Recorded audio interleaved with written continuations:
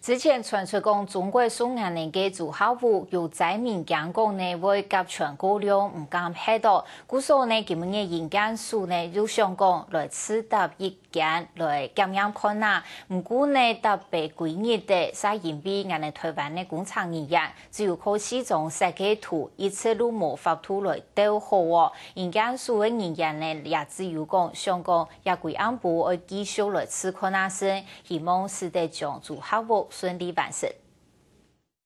这个要更好看诶，太高开啦，乌色的更好看啦，你看设计乌色唔就更好看。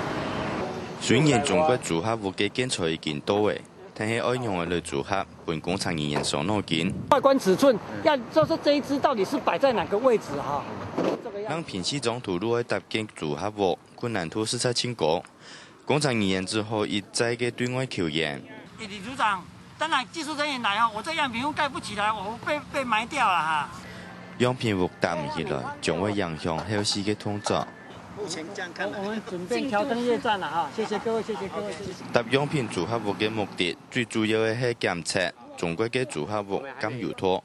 当组合屋做好之后，把它的门啊、窗啊全部都关起来，然后我们做一个24小时的空气中的甲醛跟总挥发性有机化合物的监测。第二个设计采样就是说，我们把它充分的换气、通风之后哈，然后就是说也是做24小时的监测。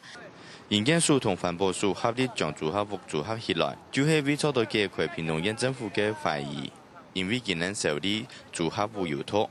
我沒有接收到我們鄉親的訊息，是縣政府傳達給我說有鄉親反映是這樣。反映說大陸的組合有甲醛，那是縣政府反映的，我沒有接受到我們鄉親的反映。中國組合屋到底做得黑冇？目前最大嘅問題係喺卡地搭建唔起來。雖然按呢，工廠人員還要調整壓站，本檢測做得順利進行，嘛期盼做得本災民盡快能夠使用組合屋。客家新聞潘成旺屏東報道。